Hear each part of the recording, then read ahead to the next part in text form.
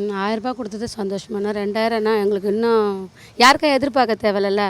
ரூ. 1000 இருக்கும்போதே நாங்கள் கேஸ் வாங்கணும், எங்கள் உடம்பு வைக்க முடியலன்னா பார்த்துக்கணும், எங்கள் பிள்ளைங்க செலவு பார்த்துக்கணும், எல்லாமே பார்த்துக்கிட்டோம். இப்போ 2000 என்னமோ இதை விட அதிகமாக நாங்கள் ஒரு எடுத்தும் வைக்கலாம்.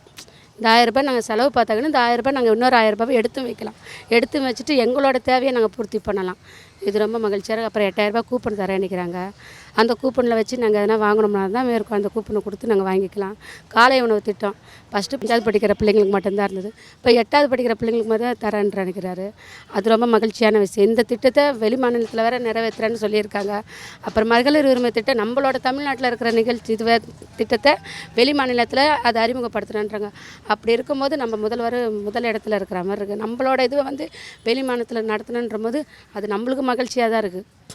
நம்மளோட முதல்வரை பற்றி பெருமையாக பேசுகிறது நம்மளுக்கு மகிழ்ச்சியாக இருக்குது. நிறைய செஞ்சுருக்காங்க. பெண்களுக்குன்னு அதிகமாக செய்கிறாங்க.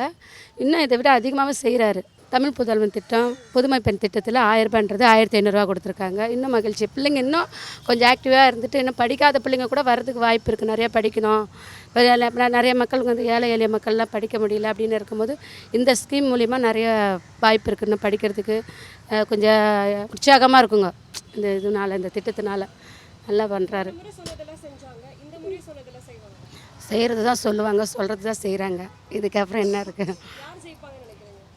டிஎம்கே தான். இது வாய்ப்பே இல்லை. இது சாய்ஸே இல்லை. உண்மையில் அவங்க தான் வருவாங்க. இது சாய்ஸ் ஏன் கொடுக்கணும்? டிஎம்கே தான்.